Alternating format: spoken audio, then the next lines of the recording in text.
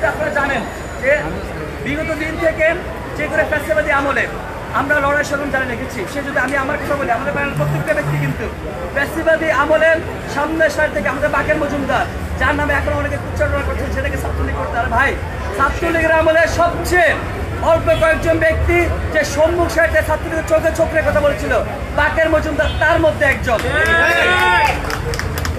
আমরা ছাত্রলীগের আমলে কোনো হ্যাকমত অবলম্বন করি নাই, আমরা শুধুমাত্র নিজের স্বার্থের জন্য হলে থাকি নাই, আমরা হল ছেড়ে দিয়েছি।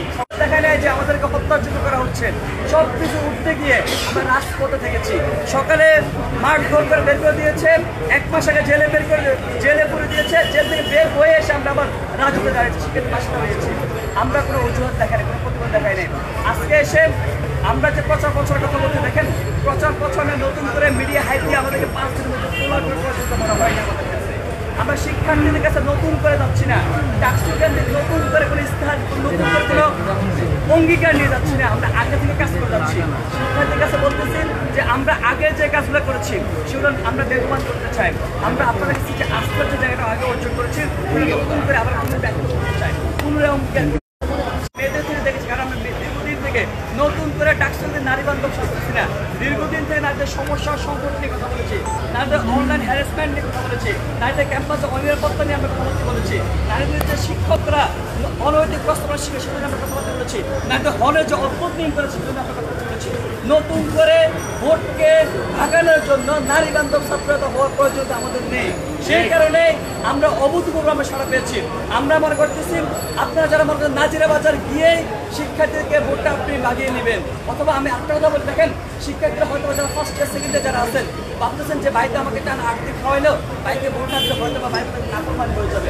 ভাই বড় নাফরমানি হবে ওইটাই, শুধুমাত্র ভাই আপনাকে 1000 টাকা একটু 2000 টাকা খাওয়ানোর জন্য যদি ভাইকে ভোট দিয়ে দেন, ওই ভাই পরবর্তী গিয়ে আপনার জন্য কাজ না করে ভাই নিজের জন্য কাজ করবে। আপনারা দেখেছেন ওই ভাই পরবর্তী আমরা গণরুম গেস্ট ফিরে আসলে আমরা আবার আপনাদের পাশে দাঁড়াবো। ভাই ওই বাইরে তো আপনার পাশে আগেও দাঁড়ায় নাই, কিন্তু অতীতে এমন কোনো নজির নাই। আবারও গণরুম গেস্ট ফিরে আসে দেখা যাচ্ছে আবারও ভাই আবার আগের যে অবস্থা সে অবস্থায় ফিরে যাবে, কারণ ভাই নিজেও শঙ্কার মধ্যে আছে যে পরিস্থিতি পরিবর্তনে ভাই কোন দিকে যাবে। এই জায়গায় খাওয়ার কথা চিন্তা করে কিংবা আপনি চিন্তা করেন ভাই যদি খাওয়াইছে ভাইকে ভোট দিই, এই চিন্তা করবেন। আপনি ঢাকা বিশ্ববিদ্যালয়ের শিক্ষার্থী, আপনি বাংলাদেশের প্রতিনিধিত্ব করেন, আপনি বাংলাদেশের বিবেক, সেই জায়গা থেকে আপনি আপনার বিবেককে কাজে লাগাবেন, কে আপনার পরবর্তীতে আপনার জায়গাটা দেখবে, আপনি আপনার আত্মমর্যাদার জায়গাটা, আত্মসম্মানের জায়গাটা সেটা আপনি কিছু করবেন। আমরা মনে ঢাকা বিশ্ববিদ্যালয়ের শিক্ষার্থীরা অবশ্যই বিবেচনা রাখবে। নতুন করে যারা চটকদার কথাবার্তা বলতেছেন কিংবা যারা বলছেন ভাই আপনি রাজনীতি করেন না আমি সব কিছু করি, ভাই রাজনীতি আসলে ঢাকা বিশ্ব, আমি সবসময় বলি ঢাকা বিশ্ববিদ্যালয় আত্মপ্রান্ত সব কিছু আপনার রাজনীতি দ্বারা আপনি সব কিছু করছেন। আপনি নিজে নিজে রাজনীতি করবেন, আপনি রাজনীতি করতেছেন না ভাই, এটা একটা রাজনীতি। অনেকে দেখছি যে আমি রাজনীতি করে স্বতন্ত্র পার্টিগুলো বলে ভোট ভাঙানোর চেষ্টা করতেছেন। আপনি যদি আবার পরবর্তী পরিস্থিতিতে আবার গণতন্ত্রের ফিরে আসে, আপনি স্বতন্ত্র ব্যক্তি কখনো পার্টি দিতে পারবেন না। একটা ঐক্যবদ্ধ গোষ্ঠী আর একটা ঐক্যবদ্ধ গোষ্ঠীর বিরুদ্ধে পার্টি দিতে পারবে, আপনি স্বতন্ত্র ব্যক্তি পার্টি দিতে পারবেন না। আমার মনে হয় ঢাকা বিশ্ববিদ্যালয় শিক্ষক যথেষ্ট সচেতন, তারা কখনোই এই যে বাড়িতে বাড়িতে গিয়ে প্ররোচনা দেওয়া কিংবা পরামর্শ দেওয়া কিংবা খাইয়ে কিংবা নানান দিন মেকানিজম করে কিংবা নতুন করে ডাকসুকেন্দ্রিক নেতা হয়ে যায়, নারীবন্ধ হয়ে যাওয়া, এগুলো তারা কখনো আমলে নেবেন না। শিক্ষার্থীরা অবশ্যই বিবেচনা করবেন এখন যে প্রতিশ্রুতি দিচ্ছে সেই প্রতিশ্রুতির আলোকে বিগত দিনের কর্মকাণ্ডে কোনো মিল আছে কিনা শিক্ষার্থীরা অবশ্যই সেটাই বিবেচনা করবেন। আজকে সর্বশেষ একটা বিষয় কথা বলতে চাই যে নির্বাচন কেন্দ্রিক আমাদের মনে হচ্ছে নির্বাচন কমিশন একটা কারসাজি করতেছেন। আমরা স্পষ্ট ভাষায় বলতেছি নির্বাচন কমিশন একটা কারসাজি করতেছেন, ভোট কেন্দ্রগুলোকে তারা একটা ইঞ্জিনিয়ারিং করতেছেন। এই ইঞ্জিনিয়ারিংটা একটা পক্ষের স্বার্থের দিকে যাচ্ছে, একটা পক্ষের দিকে যাচ্ছে। আমাদের মনে হচ্ছে নির্বাচন কমিশন সেটা বুঝে হোক না বুঝে হোক তা সেটা করতেছেন। যদি বুঝে করতেছেন তাহলে তা আর কিছুই বলার নাই। ঢাকা বিশ্ববিদ্যালয় 39 শিক্ষার্থী তারা গাদ্দারিটা করতেছেন। আমাদের মনে হচ্ছে ভোট কেন্দ্র যত এত বছর পর ভোট হচ্ছে, ডাকসু নির্বাচন হচ্ছে, আপনি যত সহজভাবে স্বাভাবিকভাবে শিক্ষার্থীর দৌড় করে আপনি পৌঁছে দিতে পারেন, শিক্ষার্থীর সহজে ভোট কেন্দ্র উপস্থিত করতে পারেন, সেটা না যদি আপনি ভোট কেন্দ্র দূরবর্তী স্থানে দেন, জটিল তৈরি করেন, সিস্টেমেটিক্যালি কৃত্রিম তৈরি করে দেন।